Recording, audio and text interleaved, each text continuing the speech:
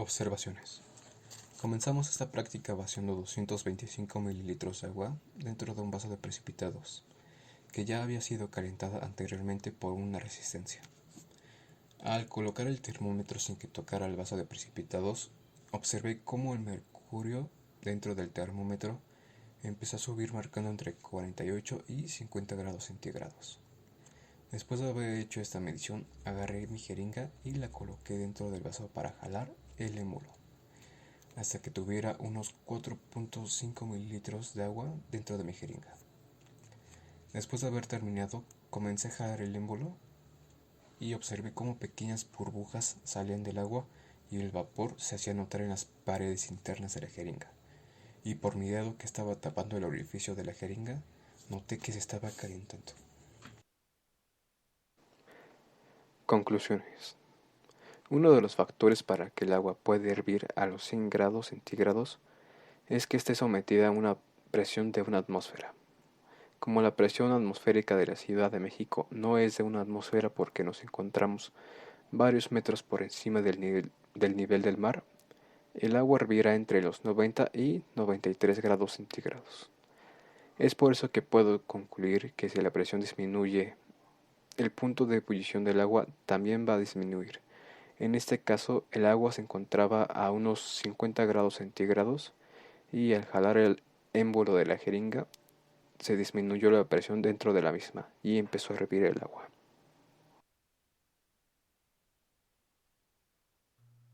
Observaciones. Con el experimento que se realizó, pude apreciar cómo el agua hervía dentro de la jeringa estando a una baja temperatura, y esto fue demostrado en un ejercicio muy simple con la jeringa. Se puso a calentar agua y aproximadamente a 50 grados centígrados o un poco menos, agregamos 10.5 mililitros de agua a la jeringa y tapamos el orificio con un dedo y se jaló el émbolo de la jeringa para disminuir la presión dentro del cilindro y se pudo observar claramente cómo el agua comenzó a hervir. Conclusión. Con el experimento pudimos comprobar que uno de los factores para que el agua hierva es la presión. Se cree de manera errónea que el punto de ebullición del agua en cualquier lado es de 100 grados centígrados, pero esto es erróneo. El agua hierve a esa temperatura solamente si se encuentra a una atmósfera de presión, es decir, que si tenemos menos presión en la atmósfera, menor será la temperatura que se necesite para que hierva el agua.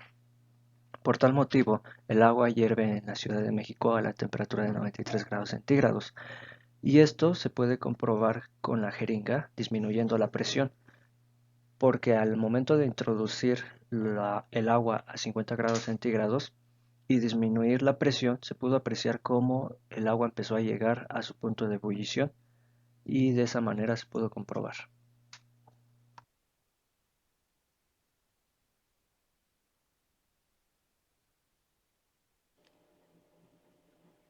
En este experimento, observamos que el agua caliente y su punto de ebullición dependen de la presión ejercida.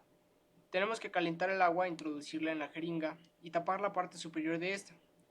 Al tapar la parte superior de la jeringa, evitamos que entre aire. Podemos apreciar que el agua comienza a enfriarse ligeramente, pero al desplazar el émbolo hacia abajo, el agua dentro de la jeringa comienza a hervir, ya que dentro de la jeringa la presión es muy baja y la temperatura de ebullición es menor a los 100 grados centígrados. En conclusión, comprobamos de manera experimental que el agua puede hervir a una temperatura menor a los 100 grados centígrados. El punto de ebullición del agua depende de la presión de vapor. A medida que baja la presión, el punto de ebullición del agua desciende. Podemos ver esto si comparamos el punto de ebullición del agua a nivel del mar con el punto de ebullición del agua en una montaña. El agua de la montaña hierve a una temperatura más baja. Cuando tiramos del émbolo, aumenta la cantidad de volumen dentro de la jeringa. Sin embargo, el contenido de la jeringa no puede cambiar porque lo hemos sellado. El aire dentro del tubo actúa como lo hacen los gases y las moléculas. Se extienden para llenar todo el espacio. La presión atmosférica dentro de la jeringa cae, creando un vacío parcial. La presión de vapor del agua se vuelve lo suficientemente alta en comparación con la presión atmosférica para que las moléculas de agua puedan pasar fácilmente de la fase líquida a la fase de vapor.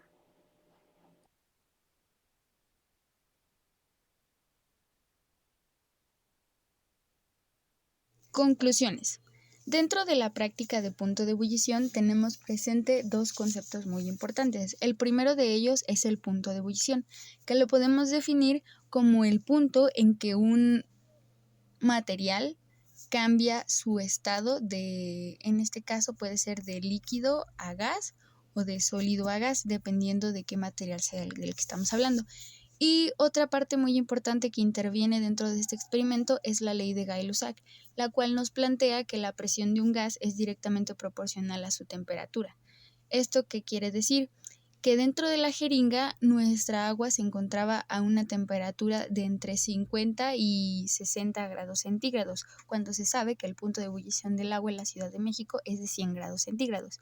Sin embargo, una vez que se redujo la presión dentro de la jeringa, se pudo hacer que el agua llegara a su punto de ebullición aún sin estar en la temperatura que requería. Observaciones.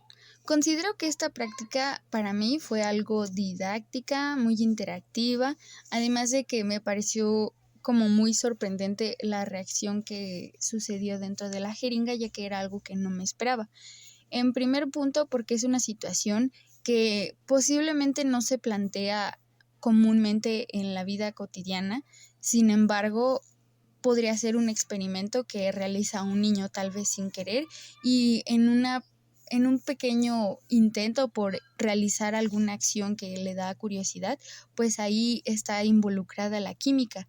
En este caso, pues aquí veíamos que cuando al agua a cierta temperatura, que no era exactamente la de su punto de ebullición, se le aumentaba o disminuía la presión, pues este podía llegar fácilmente a su punto de ebullición.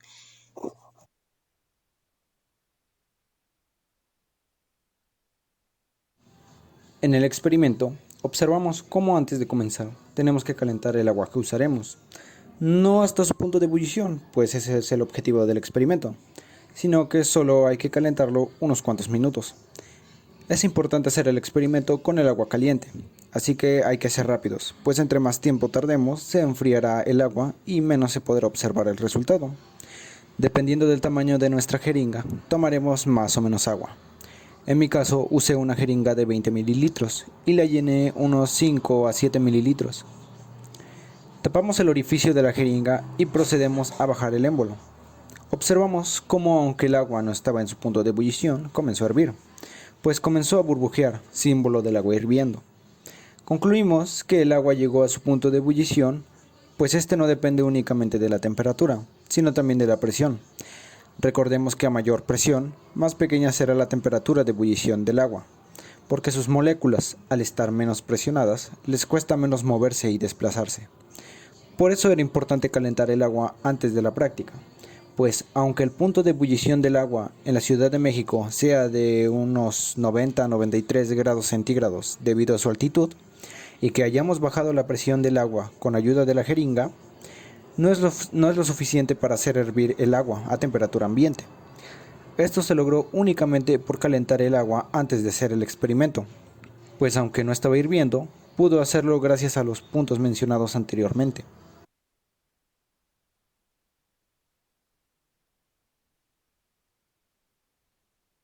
El experimento que nosotros realizamos aquí fue de poner a calentar agua hasta que llegara a una temperatura de 50 grados centígrados aproximadamente. Después tomamos una pequeña muestra de 10.5 milímetros y la pusimos dentro de nuestra jeringa. Después nosotros en la jeringa tapamos el orificio para evitar que el aire se saliera o el agua y jalamos el émbolo. ¿Qué sucede aquí? A la hora de jalar el émbolo, nosotros disminuimos la presión que se encuentra dentro de la jeringa.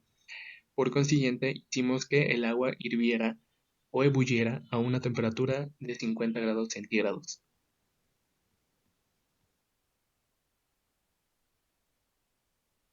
Bueno, como conclusión podemos decir que no es necesario que el agua se encuentre a una temperatura de 100 grados centígrados para que pueda hervir, como siempre se nos ha dicho, ya que la temperatura a la que el agua hierve depende mucho también de la presión atmosférica del lugar. Si la presión atmosférica del lugar cambia, entonces la temperatura va a variar para que el agua llegue a su punto de ebullición. En este caso, lo que nosotros hicimos fue jugar con la presión que se encuentra dentro de la jeringa, ya que nosotros al disminuir la presión que estaba dentro, logramos que el agua que se encontraba a 50 grados centígrados aproximadamente lograra hervir. Entonces esto quiere decir que la temperatura para que el agua pueda hervir no necesariamente tiene que ser siempre de 100 grados, sino que puede variar dependiendo las condiciones en las que se encuentre la sustancia.